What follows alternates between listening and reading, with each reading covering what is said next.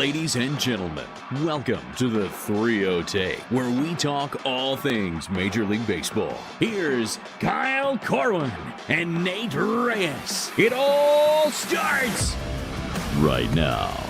Welcome back to the 3-0 Take, presented by SeatGeek. This is episode 454. I'll be your host, Kyle Corwin. I'm here with my co-host, Nate Reyes.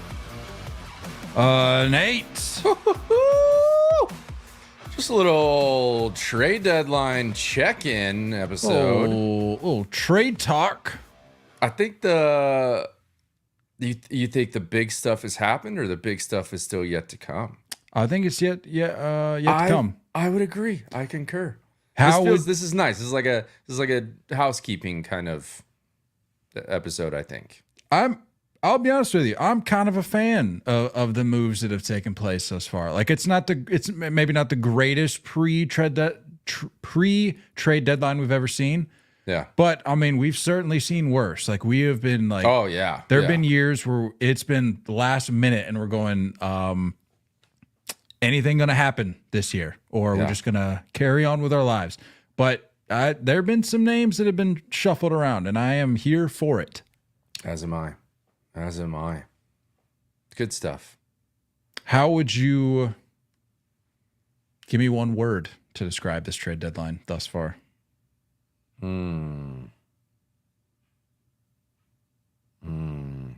Just one word, huh? Just one word. Think through this carefully now. You only get one. Can't change it. Sneaky. Okay. I like it. I would concur. I think there's some sneaky good moves that have occurred. Hey, speaking of sneaky, shout out to Randy Arozarena. Just so cool. sliding in as a fan before he catches his flight.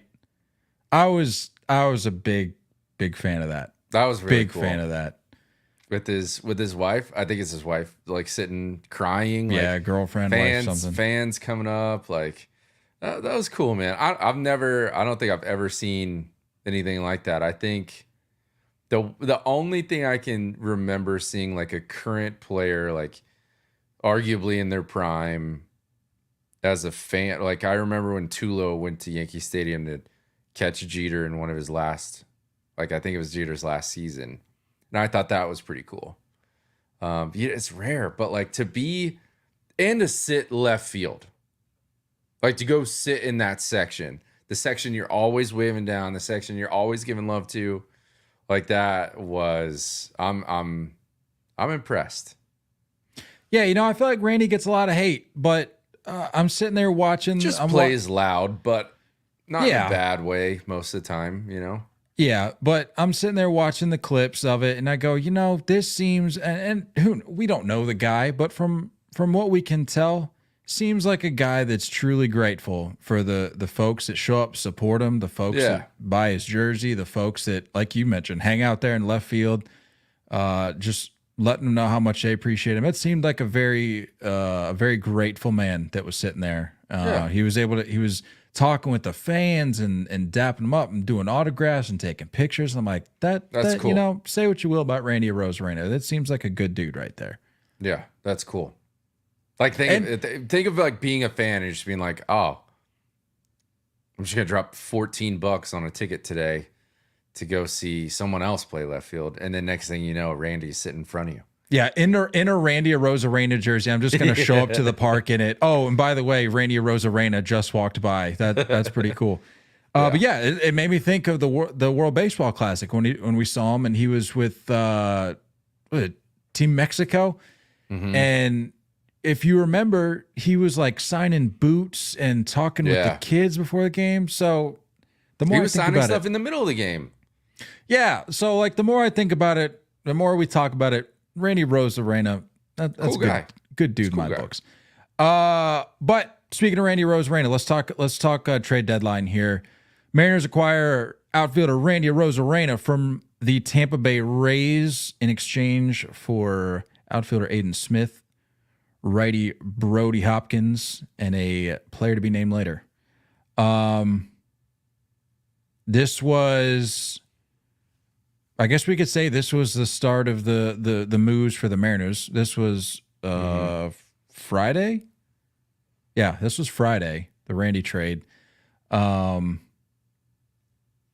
We've had some people reach out to us, be like, yo, are the Mariners kind of going for it? And this was after, I think, maybe like a second or third move that they had made. But, you know, we were wondering what the Mariners were going to do. There was obvious holes. There was obvious things they needed to address.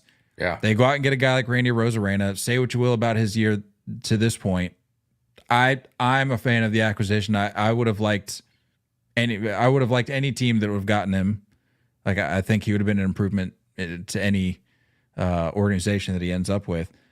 But for the Mariners, though, I think they're still they need more. There's still more. You need to do more. First base needs to be solved, 100%.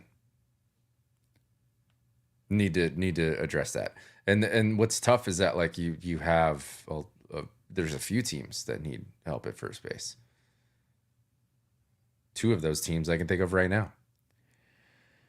Like, if you're the Mariners, you don't have the luxury of being able to just throw something together and hope you squeak by, because you don't have any sort of history or track record that gives you any confidence to think that, well, if we just scrum together some dudes and just roll them out there, we'll be all right. We'll be all right. No, like you're having to fight off the Astros and the Rangers. Who knows what the Rangers are going to do?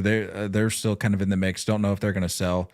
I think, didn't they get swept this weekend? I think I saw they got swept. They've lost 3 straight. They're 5-5 in their last 10. Yeah. So either way, you could argue that they're there and they're worthy of being fought off, I guess you could say. So if you're the Mariners, you're going to need to go above and beyond if you want to improve your chances of doing anything down the stretch, because as it stands right now, moves you've made thus far, pretty good, but there's much more work to be done in Seattle. Yeah, I'm curious where they go, because I'm kind of looking around the league and it's interesting. It's interesting because, I mean, like, first base is not exactly super deep as far as opportunities out there for guys that you can trade for. I did see Miami just released Josh Bell, who wasn't even put him on waivers, but like in reality wasn't even really playing that bad. Like I think it was like a mid-7s OPS, right? Like nothing crazy. So maybe something there. I don't know. I did hear a quick, we'll get into this here in a minute. I did hear a quick, like, possible rumor about Cody Bellinger. Like, Really? I have not heard that. There was a check-in with the Yankees, but based on what the Cubs have done, it makes me wonder if that was fake. Well, I did see that the Yankees apparently checked in on a Blake Snell as well. Yeah, so I don't know with a bunch of other teams. Don't know how valid these check-ins are. It's not real. So I think you go for it. Go get Vlad if you're Seattle. Go get Vlad. Go make that happen. Yeah. And that's the kind of move that I'm talking about. Vlad is not going to win you the World Series. We know this. But it does a lot to the clubhouse. It does a lot to the clubhouse, and that's the type of move that I'm talking about when I say, like, go above and beyond. Go like overachieve, surpass the expectations that your fans most likely have, because there's probably your fan base is probably going, yeah, we know we need to do things. We know things are hopefully going to continue to happen as we approach the deadline on Tuesday. But we just don't know if there's going to be that big splash. Guy like, you go get a guy like Vlad, that's what I'm talking about. That's going above and beyond. And that would do, like you mentioned, do wonders for morale. Reinvigorates, right? It just kind of adds the juice, and it gives, we've heard it all the time. Current, former players talk about, like, it says something when your front office believes in you and doubles down and, like, you know, says, let's get it. Who knows what that could ignite. So that's what I'd like to see the Mariners do that. show me that you're not just coasting, you know? That brings up an interesting conversation too, is the dynamic or the duality of the deadline, where if your front office doesn't do anything, we hear it all the time about the guys in the clubhouse going, all right, you don't believe in us, front office, we're going to show you that we believe in ourselves. The opposite side of that coin is you've got the front office, like you mentioned, saying, let's get it. We're going to fill out whatever holes we need to. We are going to make sure that for these last 2 months, call it, that we are going to have the best opportunity that we can to run this thing as deep as we can. Both can work. Both routes can, like we've seen clubhouses rally before when the front office just leaves them out in the cold. But we've also seen on the flip side where rosters get bolstered and they just steamroll for the next 2 months. Mm-hmm. I would venture to say, if you had to put a percentage to it or put a favorite outcome to it, I would venture to say that the latter works more often, when the front office is like, hey, let's get it. This whole organization believes in you. Now let's roll. So I just think it, like, especially now, like we don't see teams in like the late 90s, early 2000s I don't think I can imagine seeing like a 115, 120 win team anytime soon. So I think it's like, I think any of these teams can take a realistic look in the mirror and be like, yeah, like we could use a little something here. We're lacking in this area. So it almost validates the way you feel as a player. I think it validates that the team is betting on you a little bit. So yeah, I would say I like the addition over believing that what we built at the beginning of the year is good enough. Running down the list of the Rays here, the Rays been rather active, trading away Isaac Paredes for Christopher Morel and 2 prospects. This was an interesting trade. This one threw me. This one certainly threw me. We've heard for the last, call it, week and a half, 2 weeks, regarding the Cubs, like we're unsure. We think we're leaning towards selling. And then they go out and make a deal that doesn't exactly scream selling. Like, I don't know. Like, this wasn't exactly a move that I expected from the Cubs. I don't get it personally. Unless there was some type of internal issue with Morel, which is hard to believe because like he seems so happy-go-lucky, at least on camera, like super smiley. And what like, I can tell, fans love him. So yeah. I mean, he was on Hug Watch, and you don't put a guy on Hug Watch if he's despised by the fan base. That's just how that works. Both 25. Both, I looked up like career OPS, they're both like 770s. I think they're just very different styles of play. Like you definitely have this, no offense to Paredes, but like he doesn't scream peak athleticism to me. The guy hits and walks at a ridiculous rate. Paredes is in a top 10 percentile for walks. Doesn't strike out much either. But yeah, it was like a weird move to give up on him. And I don't know if this is the idea of like, hey, we want Bellinger to be full-time center field, and like, do they commit with Paredes at first or third and then do like Patrick Wisdom at the other? Like, I'm just a little, it didn't seem like it's a lateral move, I guess is what I'm trying to say. This seems like a lateral move. Yeah, that's the best way to describe it. Yeah. Now, to be fair, if I'm a Rays fan, I feel super happy about this.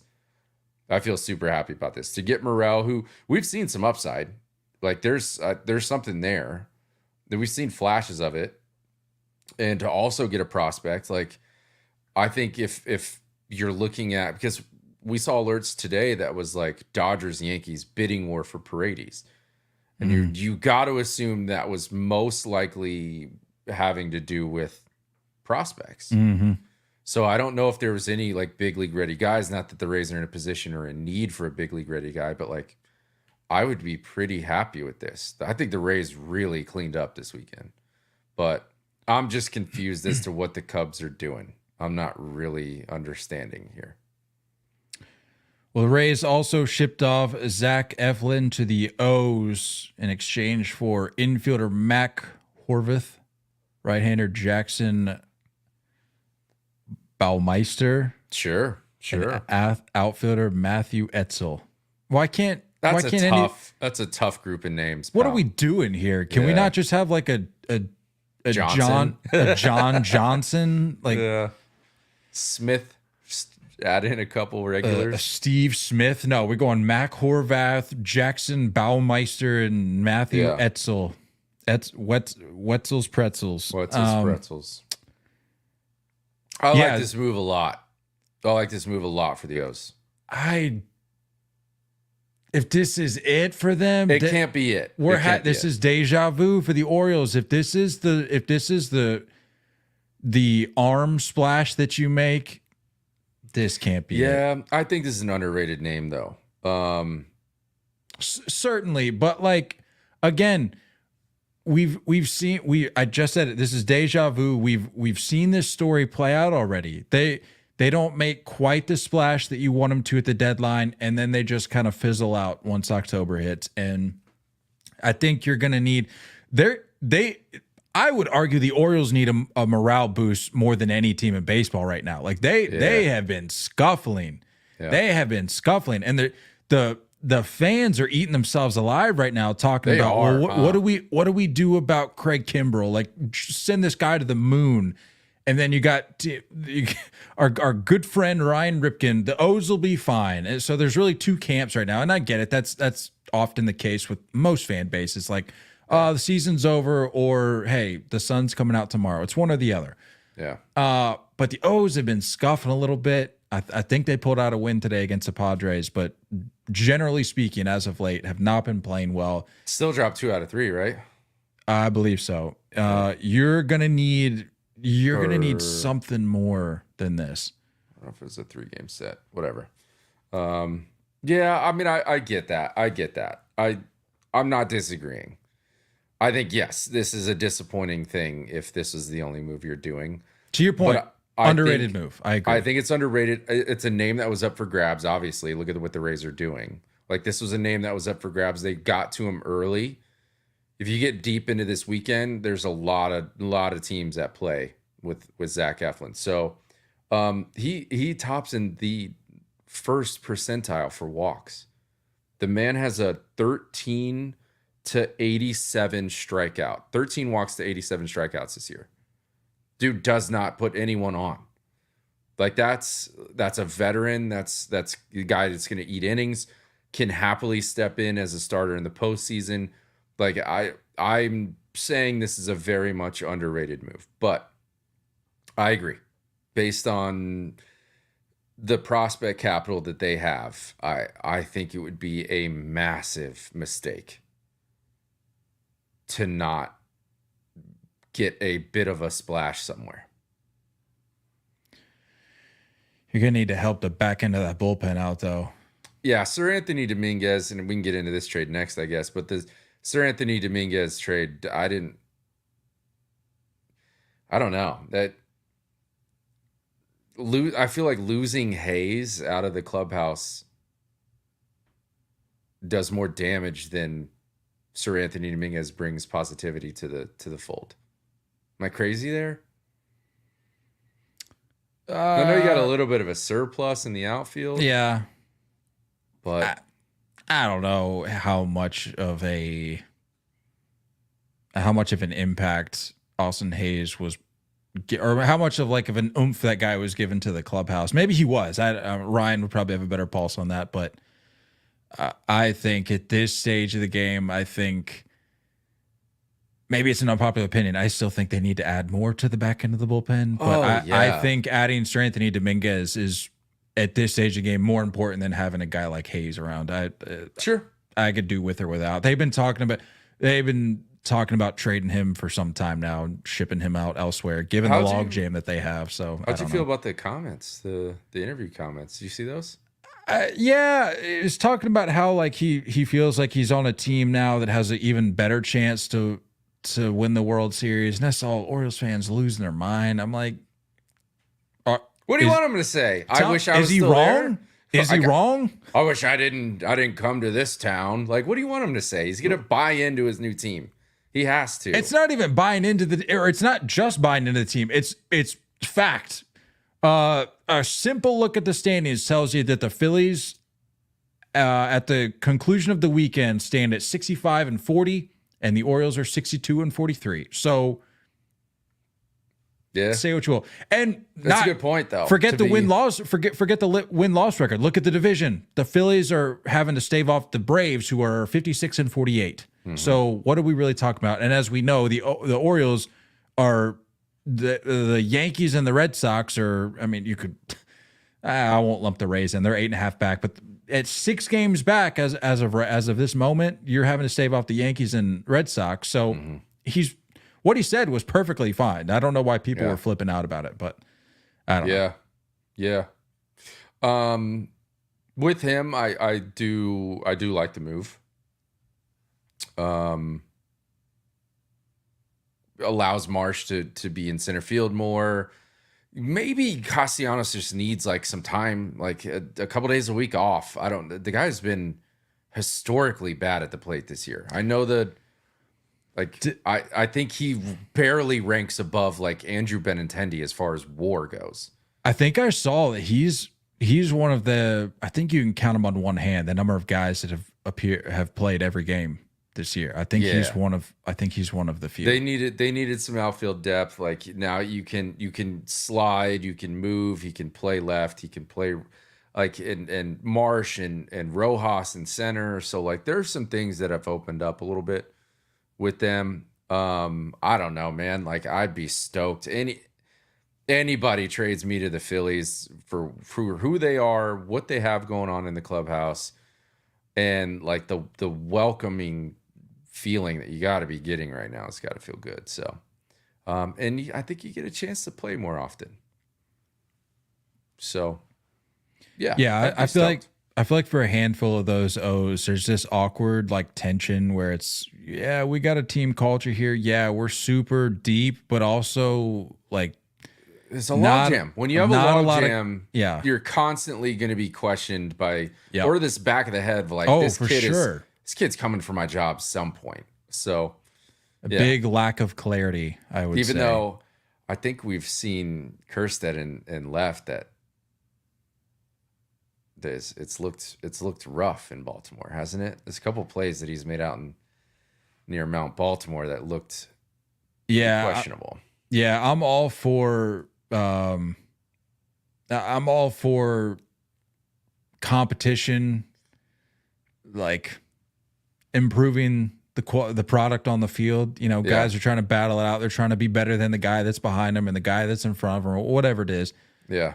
But at a certain point, it's that can eat at somebody. Not really knowing where you stand in the depth chart order and when your next turn is going to come down the line. Some weirdness going on in Baltimore. It makes you wonder how much they're shopping or displaying Connor Norby, Herstead. You have guys that I don't know. I would want to hold on to Westberg, but you got to see if maybe people want to see what Norby can do.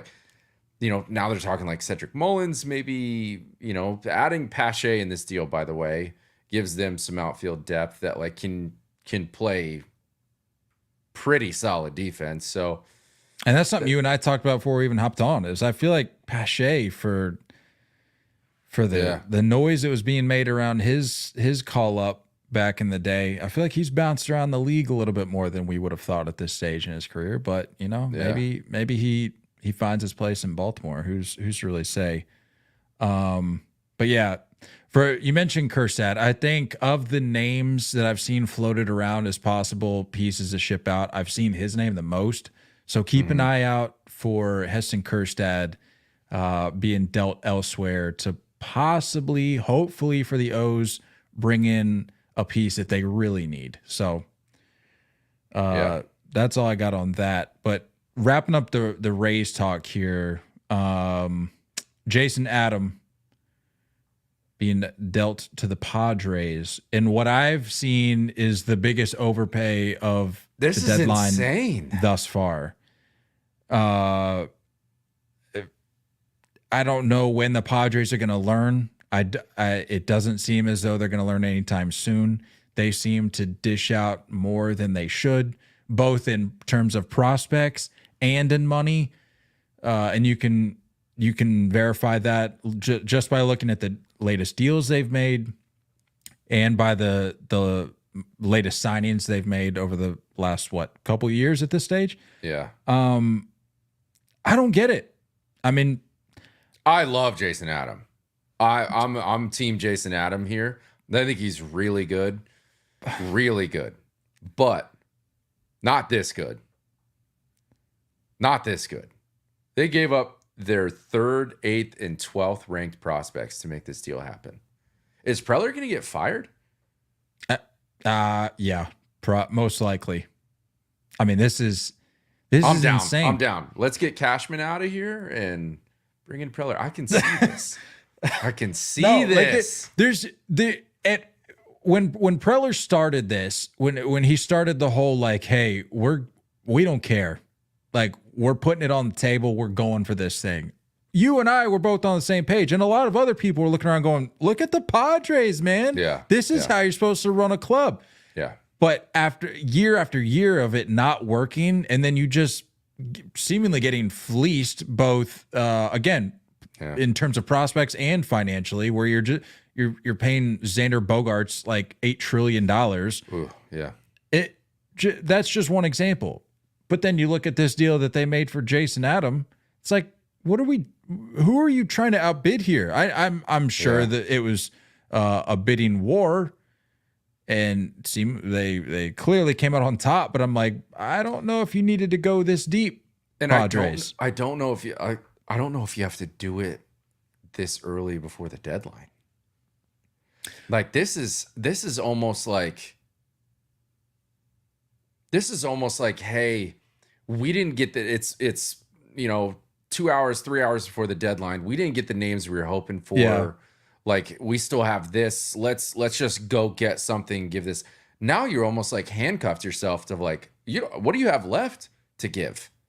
And is anyone needing to sign off on these deals for Preller? Or is Preller able to do this on his own? Like, this is a head scratcher for me. I agree and disagree. I think it is a little early in terms of like it seeming like a panic move at the last minute. I think it's early in that sense. Like you didn't need to drop this haul for Jason Adam. Yeah. But at the same time, I understand needing to acquire bullpen arms at this stage for a lot of teams, not just the Padres. For a lot of teams, I mean, have we had a season as of late where I feel like bullpen arms are needed more than they are this year, just across the league? I don't know, but in terms of in regards to that, I understand the rush maybe to go out and get a guy like Jason Adam, where it's like we've identified that as an arm that we want, an arm that we think can benefit us. Let's go get him. But like to your point, I don't know if any team is dishing out this much for Jason Adam. It just doesn't make sense. He's 32. And don't get me wrong, he's been great, but like we also don't know that if you look up his BR page, I didn't realize he spent a few years elsewhere. I think Chicago and like one other place before he got to Tampa, and it was not good. It was not good. So I feel like Tampa like unleashed something or found something in him. And you got to wonder, like, As they do. Like, yeah, as they do. But like, you got to wonder, can the Padres unleash the same thing? Can you get the same thing out of him? Like, was it just Tampa or is this him? But at 32, 3 top 15 prospects, and you're getting him for, we'll say, another 25, 30 innings this year. Just interesting. That's all. A head scratcher, I think, describes it best. He does have control till 2026. So to be fair, like, you do have him for a while, but just interesting. Speaking of interesting, how do we feel about Jazz Chisholm in the pinstripes? I think that look says it all. And hey, if you can't see the look right now, what are you doing? Go subscribe on YouTube, hit up the 3-0 Take on YouTube, and as the creators say, smash that subscribe button. I'm mixed emotions about it. I like the athleticism. Don't lie. You don't like this move. I don't like this move. You don't like this move. I don't like this move. This didn't seem like a hole. This doesn't seem like it plugs a hole. Well, if you get rid of JD Davis, he's gone, which you did. Yeah. I'd say that. I think, that helps. I mean, anybody that was going to be coming in, he was going to be the next guy out. Sure. But it makes me wonder if the Reds are maybe not getting rid of Jonathan India. That seemed to me like it seemed like the perfect fit. To be fair, Glaber has like really turned it around since the All-Star break. It's been hot, but I think we know what Glaber is at this point. This is just weird. Like, Jason Domínguez is right around the corner from being ready to go and playing center field every day. Well, let me ask you this. Does this move now slide when Jason Domínguez gets back, does this move slide Verdugo to the bench? I've seen that as a possibility. He's also gotten hot. Yeah. I mean, yeah.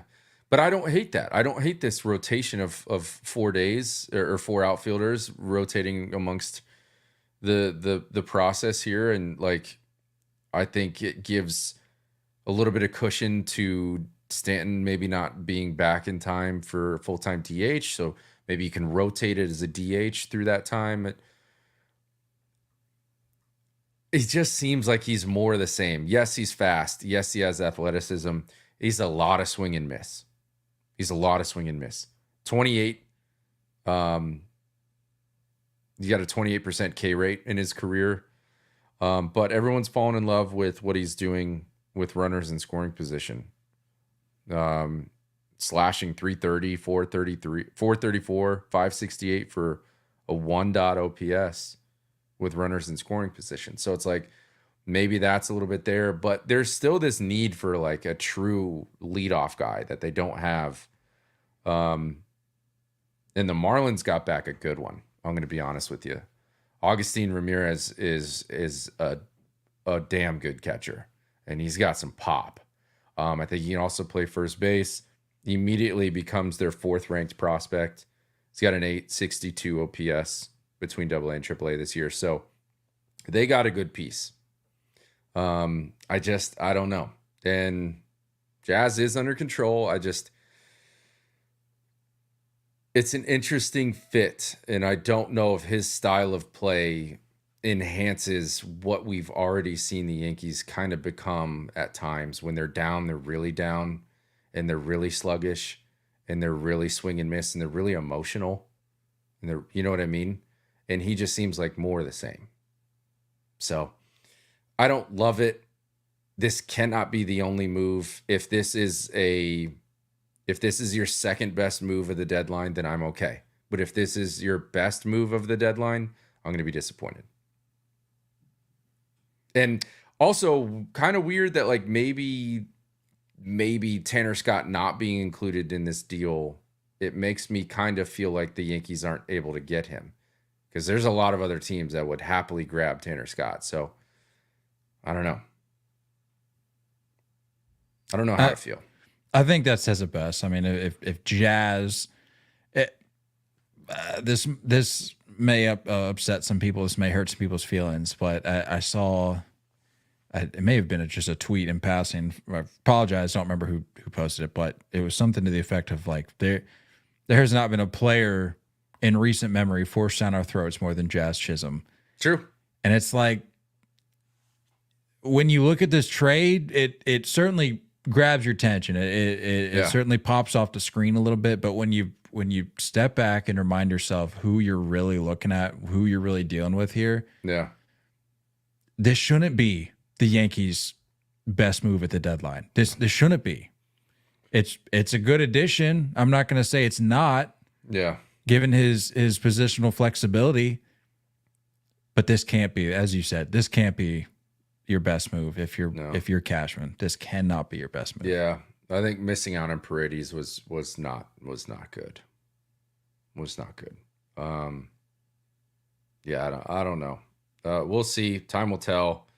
I think there's a high upside, and I think you can see the swing play for sure. Duh, everyone says it, lefty in Yankee Stadium, but I don't know. It just doesn't get me super fired up. Doesn't get me super jazzed up. You know what I mean? Boom. Hold on. Let me find it. There it is. Okay. Mets acquire Jesse Winker from the Nats in exchange for Tyler Stewart. I guess the only thing to really write home about is the weird beef that he had with the Mets. Didn't he have beef? Yeah, he did. And to be quite honest with you, I feel like I was a little unaware of that. I didn't know much about it, but apparently, yeah, him and the Mets fans, I guess, have not had the greatest interaction. But I'm so over that. You see guys squash that all the time. They get to where they're. I mean, that's normal. That's natural. Like you don't want to be best buddies with opposing fan bases. Like that's just how that works. And even if you're not fan, or even if you're not actively trying to like turn yourself away from opposing fan bases, you're more than likely just not noise. You're not really into that. But I'm not. People keep making a big deal of it. I'm not all that stressed about it. But I think people are more so just bringing that up as a talking point and trying to maybe I don't know. He's had a decent year, hasn't he? Stir things up a little bit. Yeah, he has. He coming into, I guess today, Sunday, got an OPS of 793 with 11 jacks. So I mean, I don't know. I shout out Andrew, one of our listeners, texted me to asking about it yesterday, and I was like, it's like buying without buying. That's what it feels like. It's like buying without being a buyer. Does that make sense? Yeah. I mean, look, rag on the Mets all the time. To be fair though, this is like, I mean, it's a safe move. Like you're not completely all in. Like if you're being honest with yourself, you're not completely all in, but you're also, you're kind of kicking the tires on the postseason if you're the Mets. So like, he's having a bounce back here. It's a safe move to where you're not unloading your farm for a move that may not end up even mattering come the end of September. So I can respect the move in that regard. And the more I talk about it, I actually like the move for the Mets more than I think I originally did, because it's playing a little safe. You're gonna keep trucking along. They may not be done. We don't know. But they're gonna just keep trucking along with what they got, and we're gonna see what they can do. All I know is the Braves. There was a point this weekend where I think the Mets overtook them in the division temporarily. I think they have since lost that, but just be careful. Be careful. I'm gonna keep bringing it up every episode, Braves fans. Just be careful. Be careful. Red Sox picking up James Paxton from the Dodgers in exchange for Moises Bolivar. I'm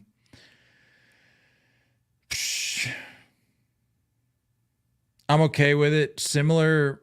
I mean, I'm not putting James Paxton and Jazz Chisholm in the same basket, but I'm thinking along the same lines as you, where it's like can't be the best move.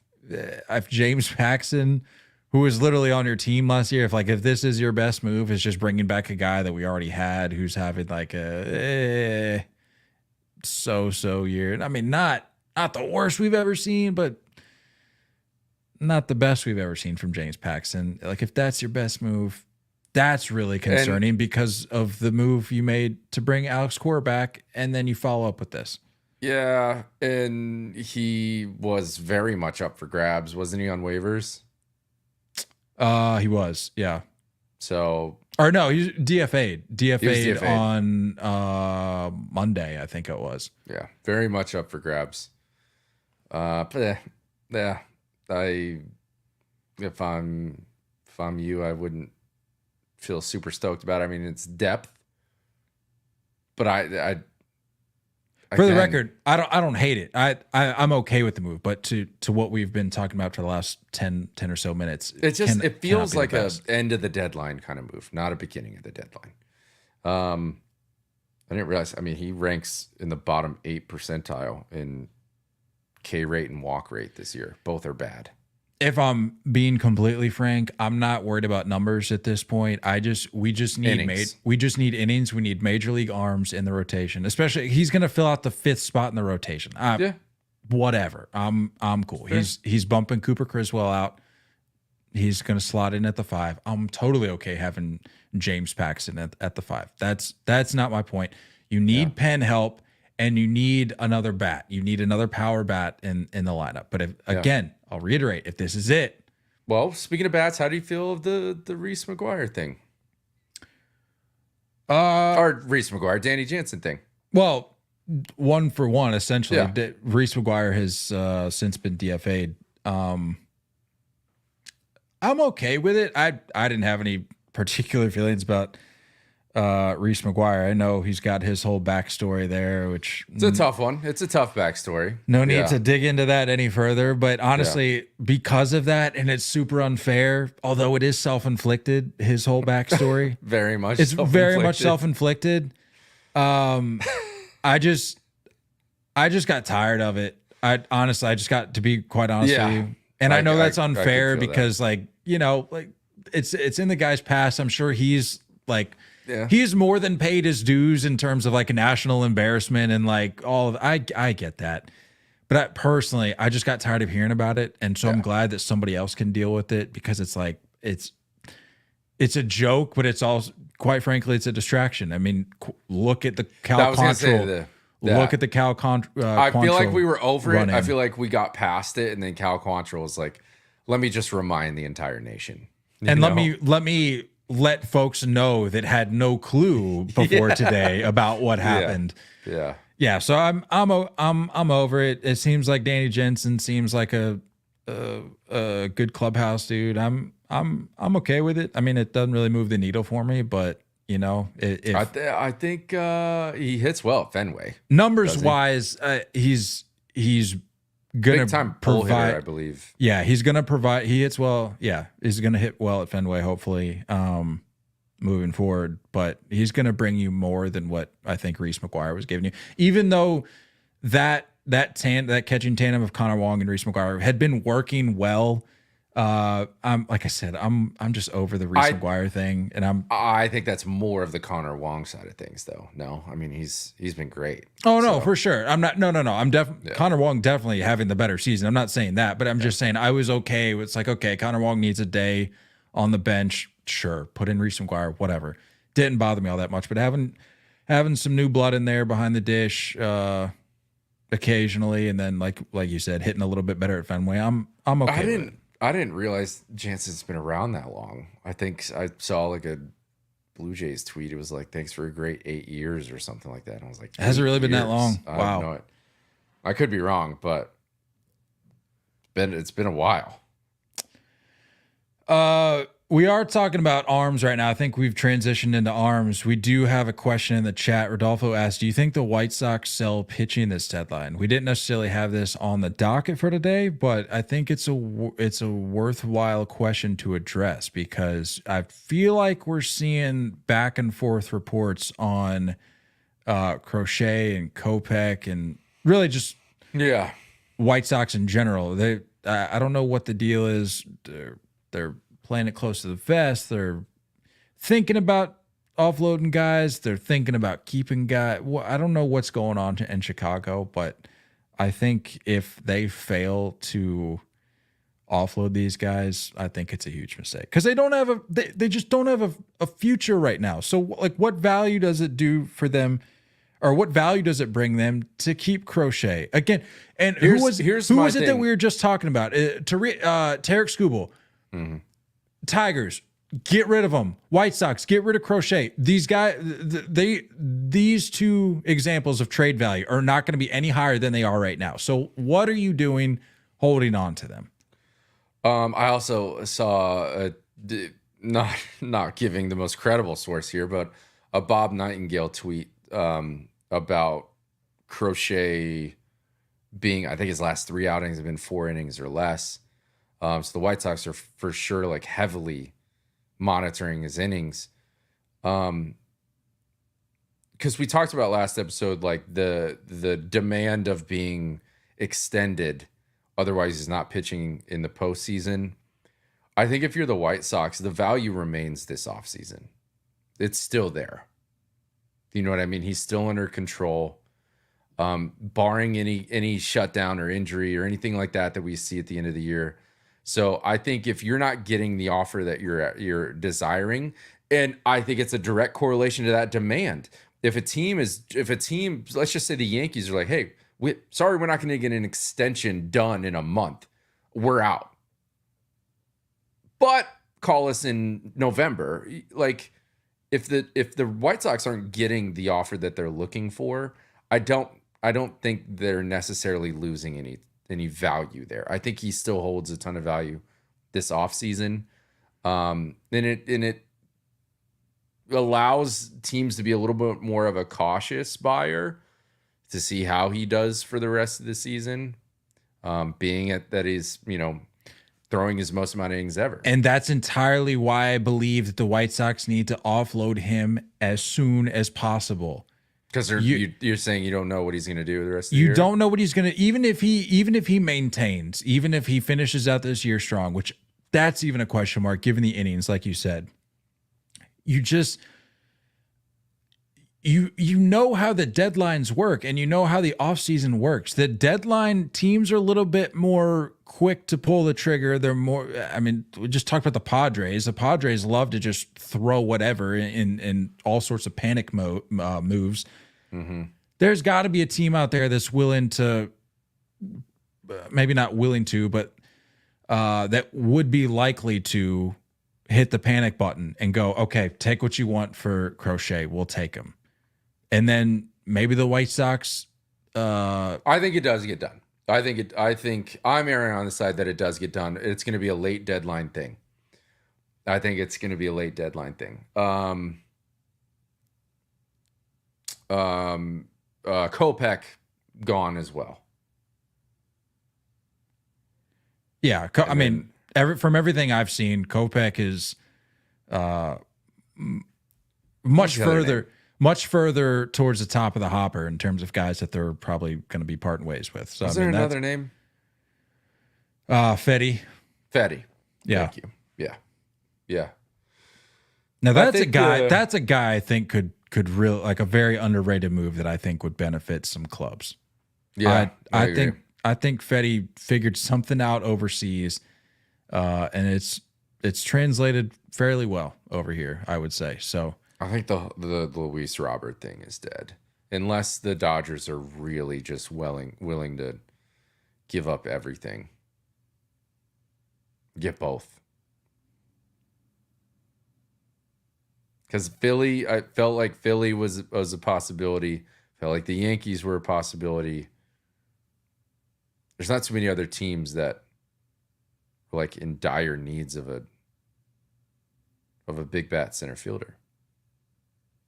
Maybe Yeah, Astros. Astros. I mean, rarely do you see a team tinker around with like a lower tier moves and then make a splash. Yeah, that's what I'm saying. A deal like that, that's kind of your thing. That's your move at that point. You're not making multiple moves and then going for a insane package of Crochet and Robert like that. I think the Dodgers would be the only team willing to they haven't done anything like yet. That. Yeah, they haven't done anything yet. So, yeah. Whatever. Time will tell. Yeah. Who do we got now? Speaking of the Phillies, picked up Carlos Estévez.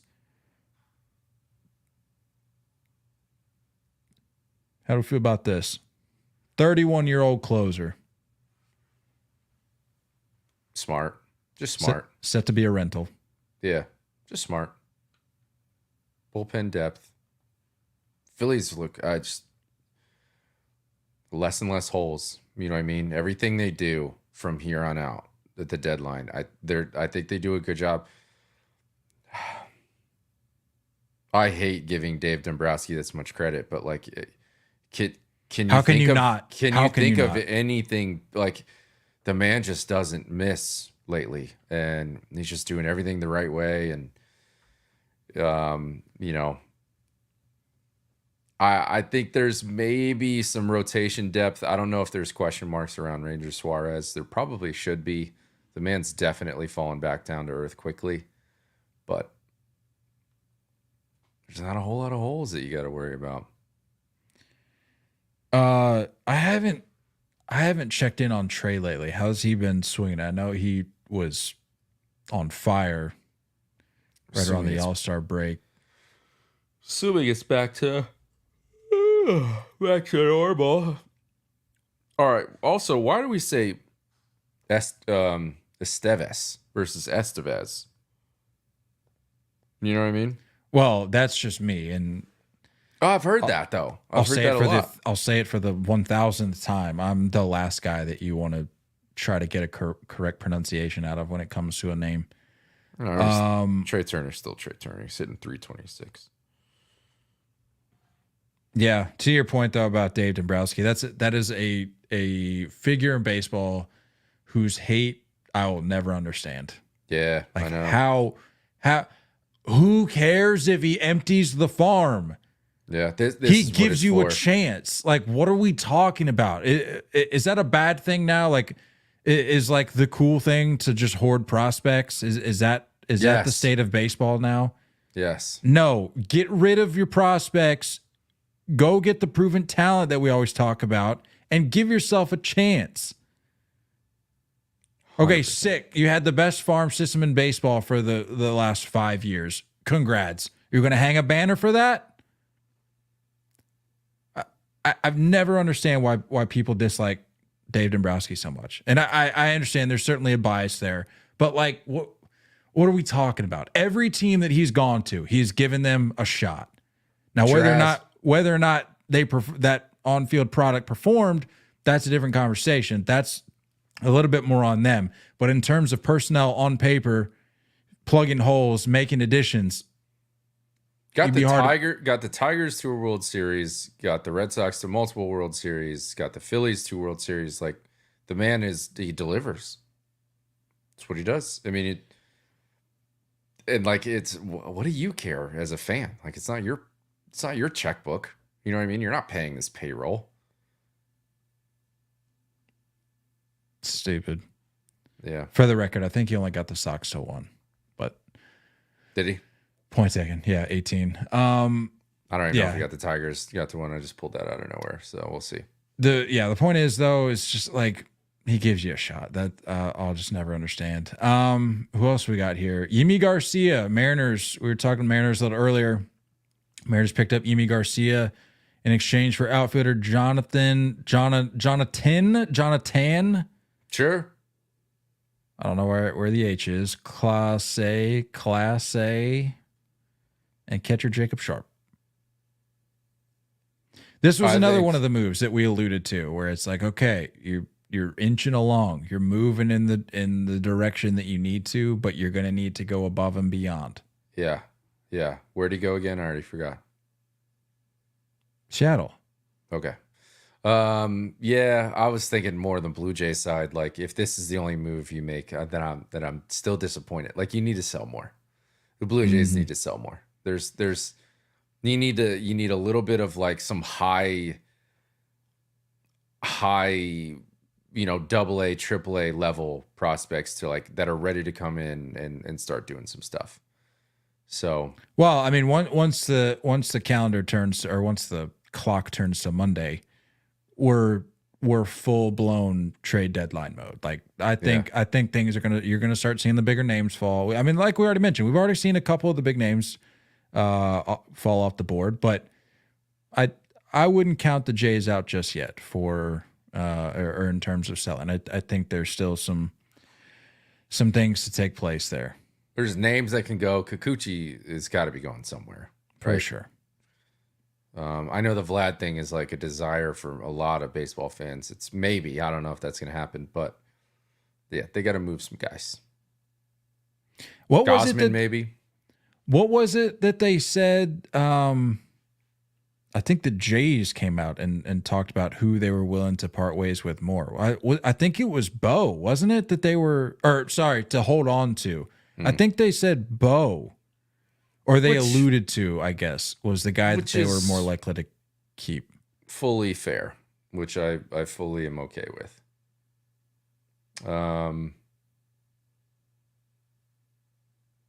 That's great.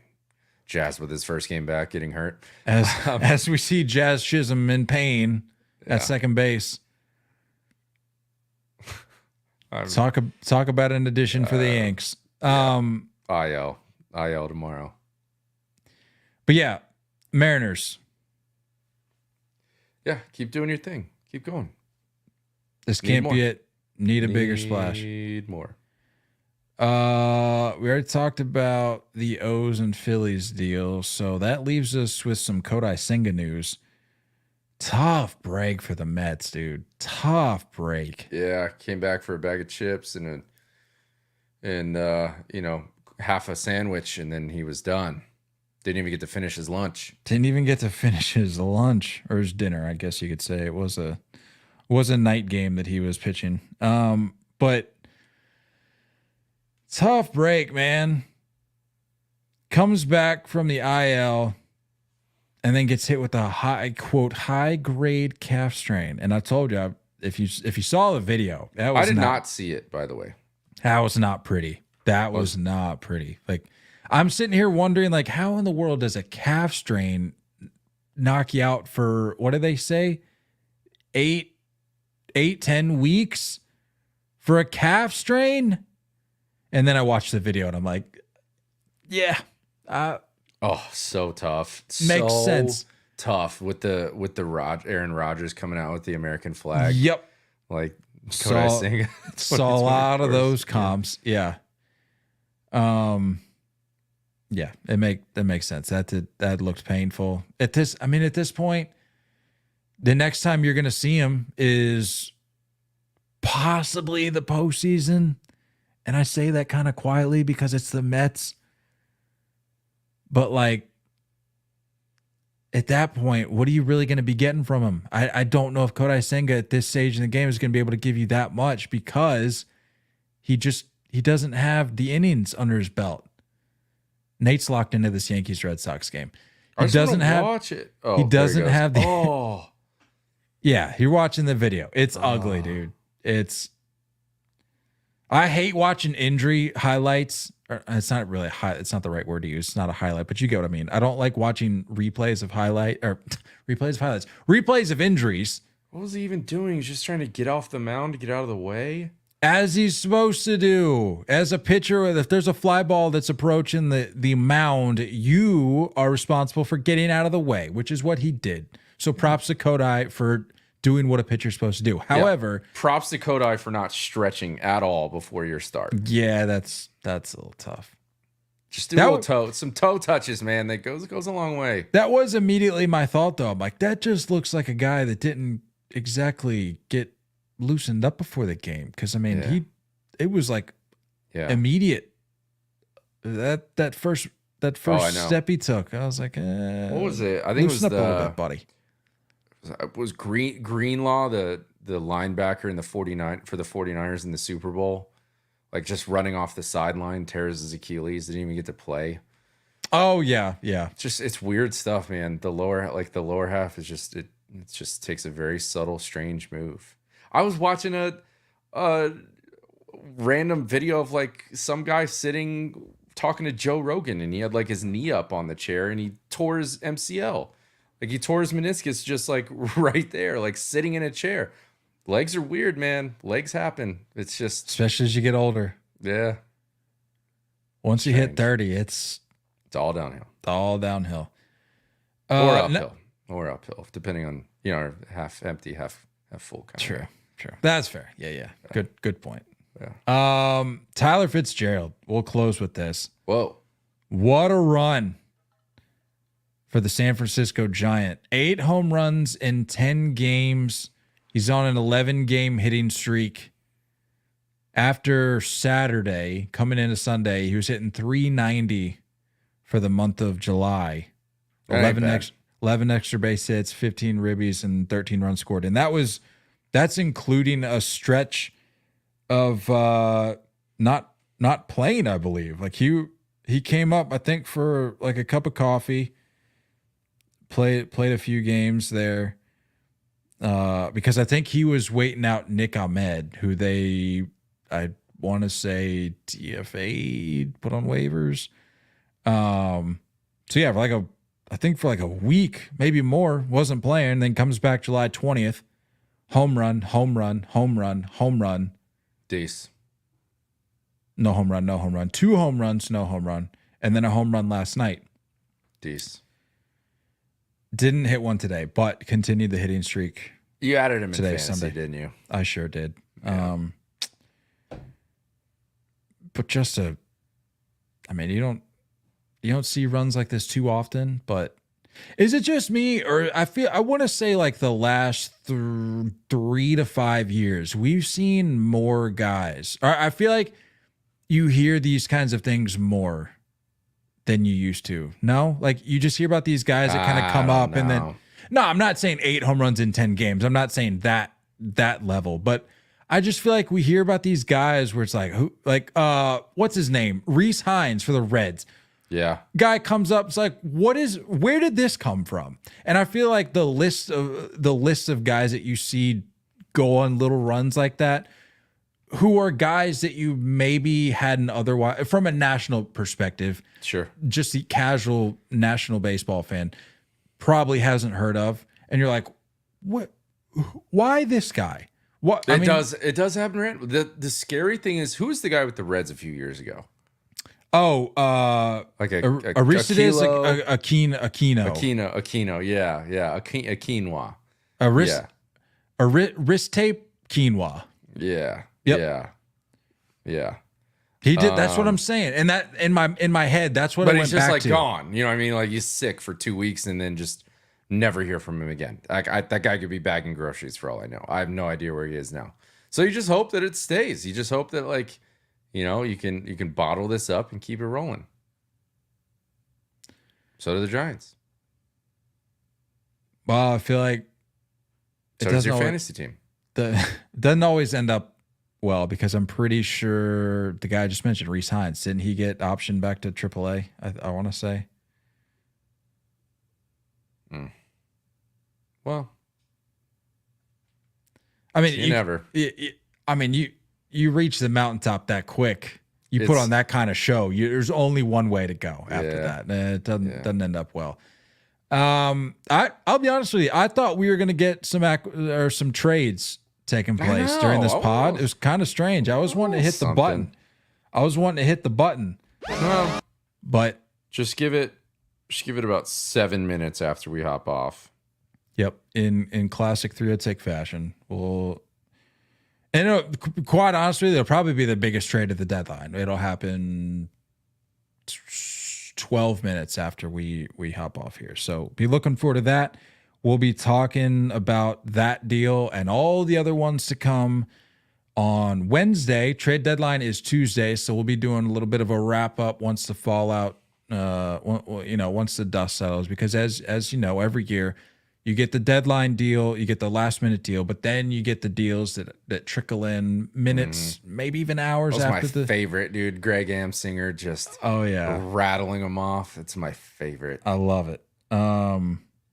So yeah, we'll be wrapping up everything that happens trade deadline related on Wednesday, episode 455. Be sure to check that out. Be sure to subscribe on YouTube, subscribe to the pod, and come hang out with us on the stream on Wednesday. Because as if you're new, this is something we do now. Like we do these podcasts live now, and then we obviously upload the audio after the fact. But we appreciate those of you in the live right now that are listening, always, and taking it in as it's happening. So be sure to. It'll probably be somewhat at the same time on Wednesday, 7, 8, sometime in there. We'll see what Nate's work schedule allows for, but we'll be, as I mentioned, recapping all things trade deadline Wednesday. So come hang out with us.